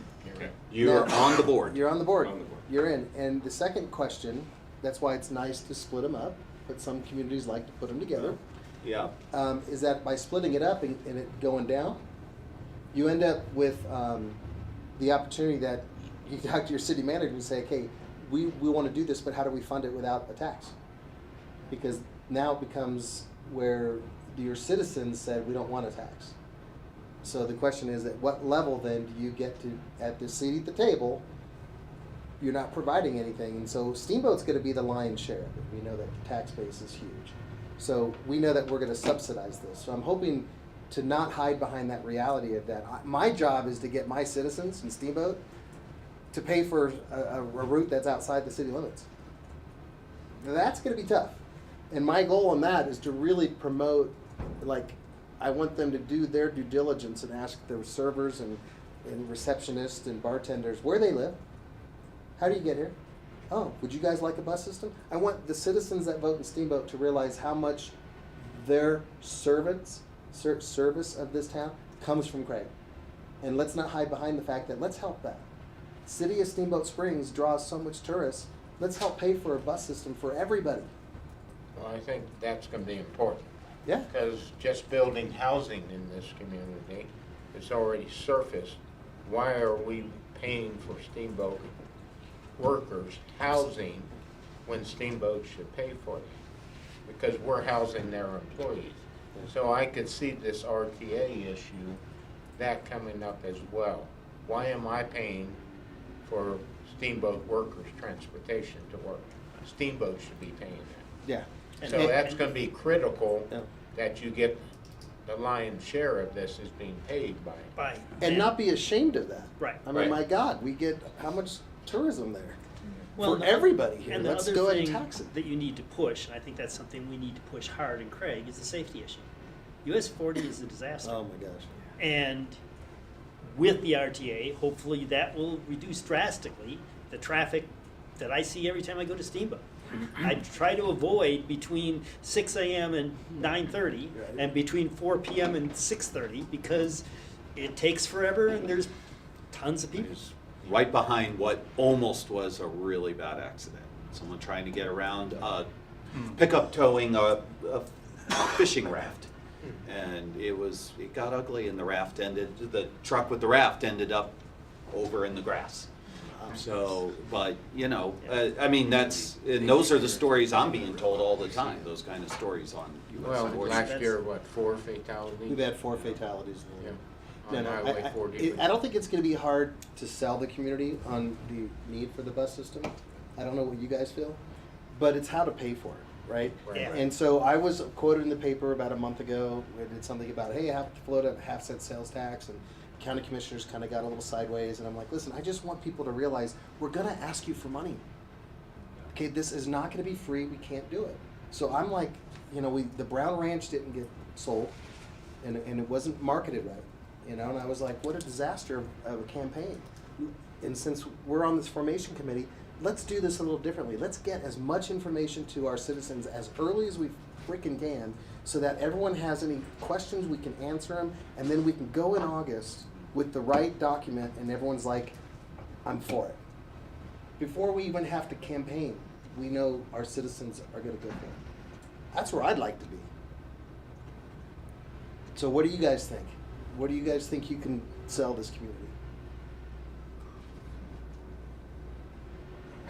Not all at once, slow down. We can sell, I think we can sell Being on the IGA. agreement, yeah, I mean, I really do. This is the reality of what we're Because talking that is about. a safety deal, Paying and for there it is, gonna be a hard part. but finding a funding stream is gonna be the So difficult. what could we do different then for Craig that's different than Steve? Well, I think the circulator route It's huge. for Craig would be a service, because you've already said it, we're already gonna have the bus service. We have it today. And I didn't know where we're paying 50,000 for now. No, we're not. It's Yeah. an in-kind service. It's in-kind. Okay, Yeah. all right. For the so- bus So we're having location? it Snow for no removal cost and now. Yeah, you guys gave us the We'll land. continue that. So the benefit is how the Columbine residents get to the grocery store and back. you know, and back or into town for appointments or whatever. Yep. So, Basically, yeah, if we propose a half% or a 0.5% sales tax, how much more service are we, this Right. community, Right, gaining? right. right, And that's Versus what we already have. right, and pushing that you can have access to the airport. But how about if it's And, 0.25? How about 0.1? I mean, a little will it schedule? raise enough money? That's gonna be the That's the question. concern. That's the biggest concern. Because on your report, I think the circulator was what, 550 to Yeah, I think the to new 700? numbers were somewhere around 650 to 700,000 for the circulator. Yeah. We'd have to improve some transit stops and Right. local circulator. And Farron Piers is our consultant on that, that's available to help you guys determine what those circulator routes and the cost of those before August. We need to know, because these people need to know, what is it gonna cost? What do you Michael, if the RTA passes, don't we have a seat now?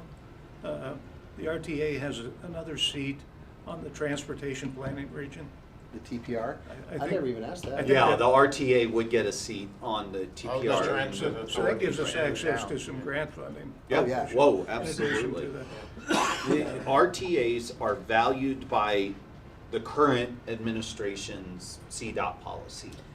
Money will flow that you don't even know is available today. It'll flow because of the RTA. And it has. Eagle Valley, they passed their RTA, they needed to start getting new buses and rolling stock. They started getting grants that they weren't getting before and so they were able to start getting buses without having to use a single tax dollar. So what are they doing with that money? Well, they're actually expanding service already from what they promised. A Leadville to Minturn route to get people off of that congested highway. And that's their workforce, dangerous kind of workforce route is Leadville to Minturn. So they're expanding that service because they did an RTA, they're collecting new revenue, but they're also accessing new grants and funding opportunities through And that. to Senate Bill 230, when Governor Polis came here and we signed the rail bill over at the Moffett car, he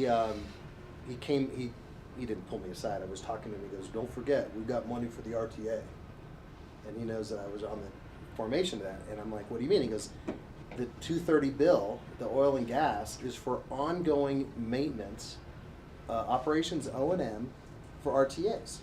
And I specifically asked 2 weeks ago. I was over with the legislation with Dylan Roberts, and I asked again, "Is that for operations and maintenance, ongoing O&M?" He's like, "Yes," because usually it's always for capital, right? Grants are always for a one-time deal. This is a O&M from the oil and gas specifically for our operations and maintenance. We haven't even. That's what we got to get Fair and Piers to decide. Hey, how much can we get from that, right? Committed, and that would make a big difference for you guys Well, and that's, us. that's a short-term funding source because we're pushing oil and gas out now. So. But it's oil and gas that the state, across the state, has now a general fund. That Okay. money is now put into a fund that we can draw on. Whether we don't have any more oil and gas in Craig doesn't matter. The fact is, there's now a funding mechanism for wildlife and RTA and transportation, which they passed the oil and gas. And the next other one was the $3 per rental car. And that's kind of for rail, but I talked to again, and Dylan's like, it's really up for Fort Collins. I'm like, whatever. You know, but as long as I know we got some opportunities to tap it, and so as we go into this, those are some operations which have never been available to municipalities. I think you are right, though. I think what you're saying on that oil and gas 230 Severance was tax. to a temporary pause on anti-oil and gas legislation at the Capitol. And that deal is supposed to be for 10 years, but who knows? Bill, what happens on bonding approval? Let's say in 2 years, we think we need a bond. Does the RTA go after the Yes, bond? the RTA goes after the bond. But does it have to have individual? Nope. Nope, then it's one vote in the entire jurisdiction, and it's 50% plus one of the entire RTA within the RTA boundary. So in 2018, I did RAFTA's bond question. We did a mill levy and a bond. And instead of having to go to Aspen, Glenwood Spring, each one, No, it was one ballot question for the entire RAFTA jurisdiction. And how much do fees account for the total debt service or in terms of passenger fees? Oh, as far as fare box? Well, so at the last formation committee meeting, we heard from SST's director that it's about 30% of the current bus route, which is great. I mean, I think the national average for fare box is below 20%. RAFTA, which is the gold standard system, hovers around 20%. So the conversation was to keep fares in place, because if you remove fares, that's that much more revenue you have to find from another place to keep current service. Or if you remove fares, then, or you keep fares, that's that much more service you might be able to provide.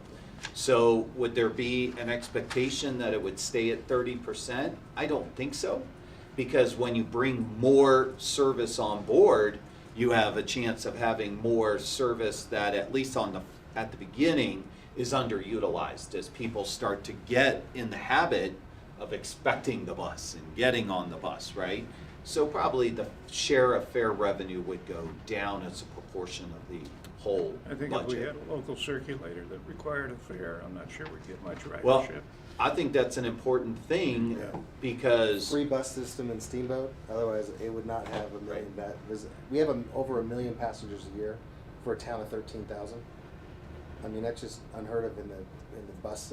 I found out because like Montrose and other wings don't even have near that, and it's a much bigger area. It's free, and everyone jumps on it and uses it. That could be a goal that we put in the funding or the IGA, or I don't know how they do it, but you know, fee. I think you guys did it in some parts. Right, and I agree with you on the circulator, but I think in order to sell it in Craig, you need to pay to do the bus to Steamboat back and forth. Yeah. Because I think it opens up the door for a lot of employers to help give them monthly passes. So imagine you get an employee and they get a bus pass. You live in Craig, no questions asked, here's your bus pass. I would love employers to start doing that. which is done in RAFTA, Eagle Valley. That's actually the model there of employers buying passes as an employee reward or an employee incentive or just a way to get people out of their, employees out of their car, because honestly, in those two locations, parking's such a premium. And actually, they want to charge guests for All right, parking. so you said you could probably get a pass, but you don't, where are you at with the funding part? I think the circulator right now is modeled as. 0.5% is equivalent to 120,000. Just a No, point it's zero more than five? that. It's more than that. No, it's one. No, 0.5 from the Great. meetings I've worked with you all on. Mindy, I worked with you on that, right? Yes. You told me it was 1% 's like $1.1 $1 million. Okay. Yeah. Okay, I had one decimal point. $1.1 million. I was like, that's. Which, it? if every jurisdiction did a 0.5% sales tax, Craig would be the second biggest funder of the RTA, Bigger than Route County, bigger than Route County. by the way. Steamboat would be Broadcast that. Okay. about, Yeah, I was gonna say, Right, not a- that's not a positive. yeah. Steamboat would be about $4 million. The two big Plus. stakeholders are you guys Right. and us. Right. Right. That's my. You're actually, We're the two big by tax, needs. by sales tax base, you're the second biggest stakeholder in this. I do believe, though, you would still be a net beneficiary because of the service level. Yes, it's about $550,000 to operate the circulator, but that doesn't include then the investment for the rolling stock, the maintenance, the maintenance facility, the bus stops that would have to be, I mean, that would be more than $1 million. That definitely in the first few years, if not in the first decade. And then the improved and additional service of the regional service line as well, plus the Yampa Airport service, plus, you know, other opportunities. So I think actually you would be a net beneficiary. You would get more than $1 back from the dollar your taxpayers might invest in this system, I believe. He says that with such confidence, doesn't he? Well, that's what Cost the, me. but that's what the early, No, there's some truth but to that's that. what the numbers show. Yeah. That's simply what the numbers show. Is the Hayden Airport, like, kinda like how the ski resorts get a pledge funding? Have they I haven't pledged? talked to Kevin Booth about that because it's under the county jurisdiction. Because even though it's its own Hayden Airport, it's the county owns Controlled it. by the county. And the It's county an knows they're enterprise paying fund. their. Yeah. So it's kind of falls under a Milner and Phippsburg and Hans Peak kind of thing. My guess is some of the county sales tax collections probably come out of maybe some of the airport, I don't know, but, So I mean, That's a we good don't know question. where, I'm waiting for a lot of the conversation of our polling. You know, what are the questions we want to ask our community? What's going to happen at the, county fair when we have one and you have one? We're going to have a lot of open discussion. What I want to do is I need you guys to think about how much information does your community need so that they don't have to be rushed to make a decision. Like, seriously, if we think about this, if we do this right, by August, your citizens should know that you have confidence in signing that resolution finally with the IGA. Because now they're all gonna vote it through and support it, and you're gonna be like, great, I'm gonna get reelected, So with what you did with Eagle and Raft, which is a long time ago, but Eagle Valley in particular, what it takes is get people to show up. So what did you do in Eagle Valley? What worked? And again, it's different them from us, but what basically worked to get more than 5 people to show up when you're getting information? well, Food trucks. no, in both Rafta was 2018 when we did a mill levy, first, property tax for an RTA of its size, plus a bond. So that was a big deal. And then the Eagle Valley one, which was a year and a half ago, creation and half-penny sales tax. Honestly, when we did the public hearings in Eagle Valley, we didn't actually have a single member of the public come to a single one of the 14 public hearings we had. In Rafta, we had a handful for over the course of 2 years of doing public outreach. Folks don't come to a lot of meetings. Right. You have to get information out to folks. That's what we do. We get information out, mailers, now so much digital and social media, working with you all as your local government. If you have a newsletter or an email or some kind of constituent citizen communication device, getting information, providing that out. And then when it comes time to go into campaign mode, in both places I found that the key mix is your locally elected people, your mayor, your council members. You are going to have to burn a little bit of shoe leather out there to get this across the finish line. We highly utilized. I love telling the story. In Rafta's last one, we had the mayor of Aspen and the mayor of Glenwood Springs when Glenwood Springs was still the last breath of Glenwood Springs being a Republican city. And the Mayor Gamba was very Republican, and then you had the mayor of Aspen, who was the exact opposite. But they came together and they campaigned together, and their line was, "We don't agree on anything, but we agree on this." And we did a radio ad of that, of those two voicing that, and a lot of folks told us that was what actually got it over the finish line. In Eagle County, we really needed the employers, the business community. Actually, the campaign was run out of the Chamber of Commerce. But with the local elected representatives, the mayor, the mayor of Avon, the mayor of Vail, really out there burning shoe leather and asking people to vote for it. It really had to be grassroots and local. In the end, it has to have a local feel and a local push. Yeah. You got to burn a little political capital to get it over the finish line. No, just cash it in. Don't Yeah, burn it. or cash it in. Yeah, better way to put it. So, and it probably would be a good message here that, for Craig's investment, I think we can document it that for Craig's investment in this, you're going to get back so much more. Well, that's going to be an important part, That'd be and a that big needs push. to be part, the big part of the campaign, Yeah. so.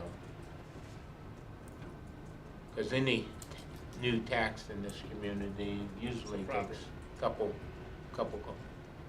cycles. Well, and so you guys here, we're gonna have that, you're gonna have that conversation too.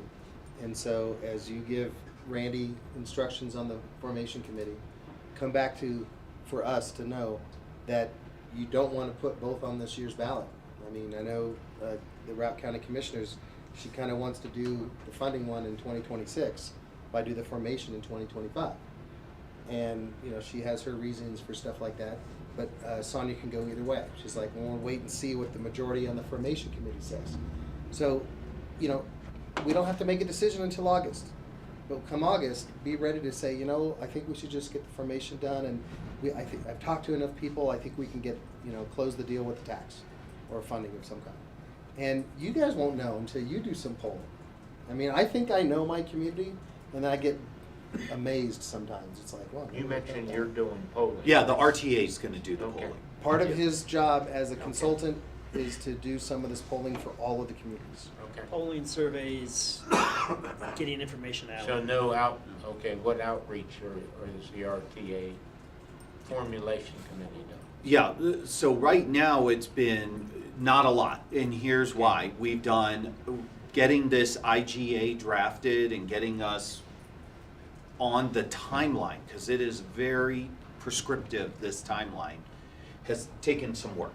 But now we've got that done, and now we're ready to kind of, and these public hearings that I'm here for tonight, and you'll see me again in April, are part of timeline pieces we have to hit so we can get this IGA to CDOT and neighboring jurisdictions. Eagle County, Jackson County, Moffett County, they all have to look at it. Hopefully they're gonna look at it. If you're Jackson County, you're not gonna care, and you're gonna write us back and say, great, good luck. CDOT's probably gonna have some feedback. We're gonna have to deal with that. They have 90 days, but we're gonna push them to do it in 30 days.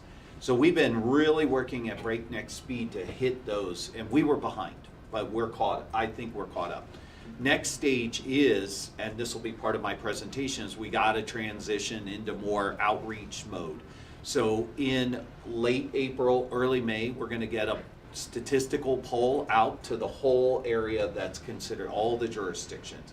That's gonna be a pretty broad poll because you can't get real fine. But then I'm gonna look at strategies to do some online polls that would then go more toward the individual communities.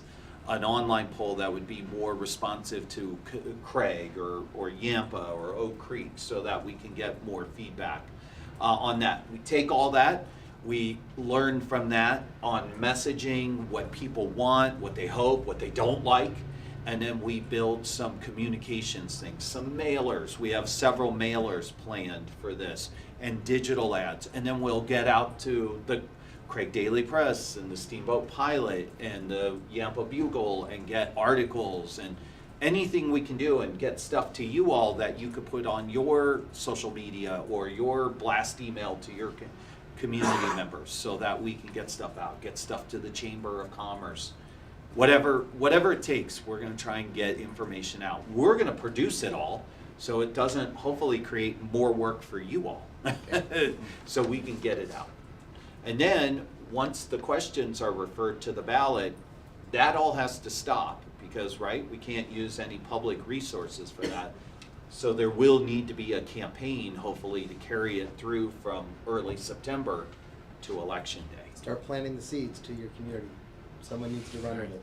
Well, you're gonna plant some tonight, so what are you looking for tonight? No action from us. Not tonight, so what? So what does CDOT want from these two public hearings? Right. Well, it's not IGA. necessarily what CDOT wants. So these are required by statute. So Okay, I'm going to do a presentation tonight, review, it's for your benefit and the benefit of the community. I'm gonna go through the basics of an RTA, why we're doing it, what's the process, what's this IGA, what are our service goals. I will try and get through that presentation in like 15 minutes or so. I'll talk quick. And then either, if you all want to ask more questions, great. You do have to open it up to the public too. That's Yeah, required Be separate. as part of We'll it. do your presentation and then later we do the public hearing. Okay, Well, no, you'll do your presentation, I will open public comment. that's how it should be, Yeah. if that's okay Right. with your agenda. It should be right. Well, do we need right to, That is You not- might have to Well, amend yeah, your that's not how agenda. it's Put it set on up the in agenda twice. No, that's You fine. will do a presentation, then you'll come up and reintroduce the public hearing, and then, Because it's after not you. back to back in the agenda. it's not Right. back to back. Okay, yeah. Yeah, I noticed your public comments a little bit later, or one or vice versa. Yeah, but we'll have public comment. We're here, during just Yeah, call we're us here. in. Public I'm hearing. spending the night in doing it. town, I'm so here for it support. doesn't He's matter. doing it. But you'll reintroduce this again during. Would I do the topic. presentation again? No. No. Just to say. We're back purpose for the public comment hearing portion. Is this is a requirement of CDOT? Yeah. We do 2 of these, and then I'll open it up for comment. So where CDOT comes into this, though we do value their input and partnership I can, on this. Sorry. and he could just do the presentation during the public You hearing. could just amend it to include, Bill Ray to, well, it says introduce the Yampa Valley. So I think that would be inclusive of the presentation. Heather's our attorney, so we're I think getting. you would just amend the Okay. agenda to remove him from the presentation. So you're doing a presentation, yeah. Yeah, so And I then- would just remove that. Remove that, he gives his presentation at the beginning of Oh, 7th Of okay. the public Right. comment. That Yeah. makes And sense. then you open the hearing. Yep. That makes Yeah, that's sense. how Then Hayden it's tied actually together. did a live Yep. agenda change to make that. So you're gonna make that motion? Yeah, I'll make that motion. Okay. Just so you know, at the second public hearing, probably what will happen is we'll come give you an update on the feedback we've heard. So we won't go through the whole presentation again. Well, it'll be more, this is now, we've been to 6 of these, and here's what we heard, and we'd like to share that back with you. But then at that point, you'll be asked to consider a resolution giving your tentative approval for the IGA as it's currently written. That does not mean there's not gonna be edits, changes, opportunities for you all to review it before August. But that resolution approval allows us to then send the IGA over to CDOT for their review. Technically, we can't transmit it to them for their review or start the clock on their review until that second hearing and that resolution is passed. Though we've sent a draft to CDOT already for their review, but we can't do that formal handoff until that point. So in your April one, it's gonna be more me giving an update. Here's what we learned. Here's what It's we're April going to 8th, share. right? So it should be shorter, but you do have to have public comments during that second one as well. Right. That's important. It's important to I have thought that. it was the later April one. Is it April 8th or is it the second April one? I thought it was the second April one. that he's I think doing it's the that. second April. Yeah, it's not the April 8th one. For RTA.